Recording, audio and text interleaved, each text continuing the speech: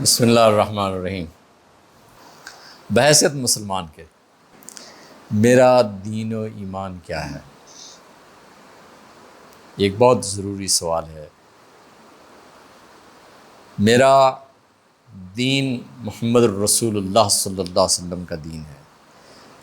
محمد الرسول اللہ صلی اللہ علیہ وسلم اس کے سب سے پہلے مکلف اور مخاطب ہیں۔ مکلف اور مخاطب ہیں، اسائنی ہیں اور ایڈریسی ہیں اس کے۔ محمد الرسول اللہ صلی اللہ علیہ وسلم، جس بات کے محمد الرسول اللہ صلی اللہ علیہ وسلم اسائنی اور ایڈریسی نہیں ہیں، میں اس کا اسائنی اور ایڈریسی نہیں ہوں۔ میری حیثیت مقتدی کی ہے۔ میں آپ علیہ الصلوۃ والسلام کی اطاعت و اتباع میں کھڑا ہوں۔ میں دین اپنے طور سے نہیں بنا سکتا، بالکل اسی طرح سے جیسے دین محمد رسول اللہ صلی اللہ علیہ وسلم اپنے طور سے نہیں بنا سکتے۔ جو کچھ اللہ تعالیٰ کی طرف سے آیا ہے پوری دیانتداری کے ساتھ اسے اون کیا، رسول اللہ صلی اللہ علیہ وسلم نے اس پر ایمان لائے اور اسی کا ابلاغ فرمایا۔ میرا ایمان محمد الرسول اللہ صلی اللہ علیہ وسلم کے ایمان کے تابع ایمان ہے۔ میرے ایمان میں ایسی کوئی بات ہو ہی نہیں سکتی جو محمد الرسول اللہ صلی اللہ علیہ وسلم کے ایمان کا حصہ نہ ہو۔ امتی دین اور ایمان میں کہیں بھی کسی بھی مرحلے میں انڈیپینڈنٹ نہیں ہوتا، وہ 100% ڈپینڈنٹ ہوتا ہے۔ اس لیے میرا ایمان محمد الرسول اللہ صلی اللہ علیہ وسلم کے ایمان کے تابع ہے، یعنی میرا ایمان تابع ہے محمد الرسول اللہ صلی اللہ علیہ وسلم کے ایمان کے۔ میرا دین محمد الرسول اللہ صلی اللہ علیہ وسلم کے دین کے تابع ہے۔ میں محمد الرسول اللہ صلی اللہ علیہ وسلم کی اطاعت و اتباع میں کھڑا ہوں۔ میں دین کو اپنے لفظوں میں، اپنے معنوں میں، اپنے بیان میں نہیں لا سکتا۔ امہ من حیث الامہ نے 1400 سال میں اس کے اندر کسی طرح کی کوئی مداخلت برداشت نہیں کی ہے۔ وہ رسول اللہ صلی اللہ علیہ وسلم کے ایمان کو لے کے چلی ہے اور قیامت تک اسی ایمان کے ساتھ ہی وابستہ رہے گی۔ جن لوگوں کا یہ خیال ہے کہ کسی نہ کسی درجے میں محمد الرسول اللہ صلی اللہ علیہ وسلم کو اللہ کے دین میں دخل اندازی کا حق حاصل تھا، یا آپ علیہ الصلوۃ والسلام اس میں دینی درجے کی قانون سازی فرما سکتے تھے اپنے طور سے،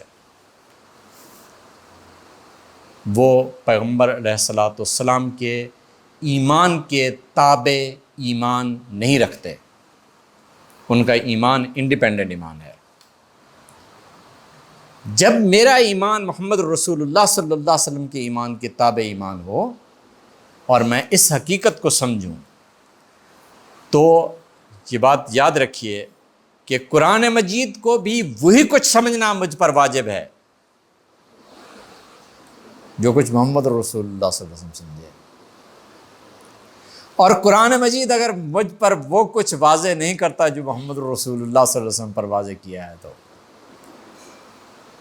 سیدھی سی بات یہ ہے کہ اب میں قرآن مجید کے ہدایت ہونے پر بھی شک کر رہا ہوں، اس کے ہادی ہونے پر بھی شک کر رہا ہوں۔ میں قرآن مجید سے ہدایت حاصل کرنے میں بھی اس چیز کا پابند ہوں کہ جو کچھ محمد رسول اللہ صلی اللہ علیہ وسلم کو قرآن مجید نے ہدایت دی ہے، مجھ پر واجب ہے کہ میں اپنے آپ کو اسی ہدایت تک محدود رکھوں۔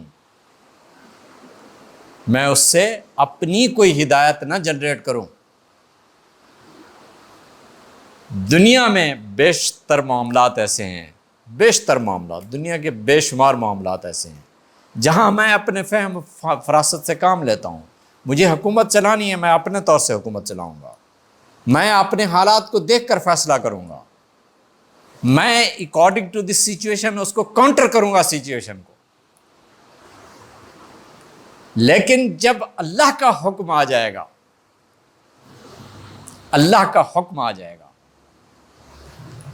تو وہاں مجھ پر واجب ہے کہ میں اس کی بے عینی ہی اسی طرح سے پابندی کروں جیسے محمد رسول اللہ صلی اللہ علیہ وسلم نے کی۔ اس سلسلے میں ایک بات بہت ضروری ہے، شاہ جی بہت احتیاط سے اسے توجہ سے سنیں، کہ اللہ تبارک و تعالیٰ نے فرمایا ہے اپنے احکام کے سلسلے میں ایک جگہ یہ رعایت دی، الا من اضطر غیر باغ ولا عاد فلا اثم علیہ ومن اضطر غیر باغ ولا عاد فلا اثم علیہ۔ جو شخص اللہ کے حکم کے خلاف سرکشی اور بغاوت اپنے دل میں پیدا نہ کرے اور ایکسٹرنل سچویشن میں وہ مجبور ہو جائے تو اس پر کوئی گناہ نہیں ہے، اس پر کوئی گناہ نہیں ہے۔ یعنی اگر حکم کی خلاف ورزی وہ اس طرح سے کر لیتا ہے کہ وہ اپنے دل میں اللہ کے خلاف بغاوت اور سرکشی پیدا نہیں کر رہا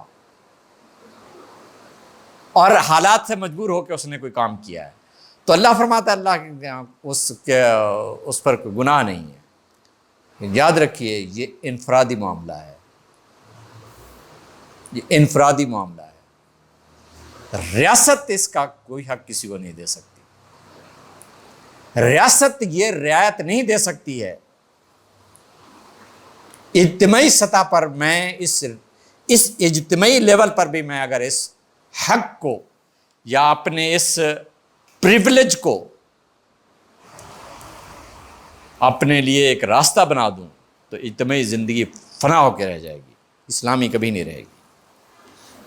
انفرادی سطح پر ٹھیک ہے، میں ایک مجبور ہو گیا ہوں ان حالات میں اور میں اسے اللہ کے حکم کی خلاف ورزی پر میں مجبور ہو گیا ہوں، میں مجبور ہوا ہوں یا نہیں یہ میں نے کل اللہ کے سامنے جواب دے ہونا ہے۔ میں مجبور تھا یا نہیں تھا یہ مجھے پتا ہے یا میرے پروردگار کو پتا ہے، مجھے کل اپنی پوزیشن کو جا کر اللہ کے سامنے ڈیفینڈ کرنا ہے۔ ہاں اگر کوئی شخص مجبور کر دیا گیا ہے وہ سرکشی اور بغاوت اپنے دل میں پیدا نہ کرے اللہ کے حکم کے خلاف، تو اللہ فرما رہا ہے اس پر کوئی گناہ نہیں ہے، یقیناً کوئی گناہ نہیں ہے، جو کچھ اللہ نے فرمایا ہم اس پر ایمان رکھتے ہیں۔ لیکن اجتماعی لیول پر یہ حق معاشرے کو حاصل نہیں ہے، ریاست کو حاصل نہیں ہے، یہ فرد کا معاملہ ہے۔ یہاں بات برعکس ہو گئی ہے، ہم نے ریاست کو یہ چھوٹ دے دی ہے، لہذا وہ اللہ کے حکم کے خلاف ورزی میں بھی جو کچھ کرنا چاہے کر سکتی ہے، ایسا نہیں ہے۔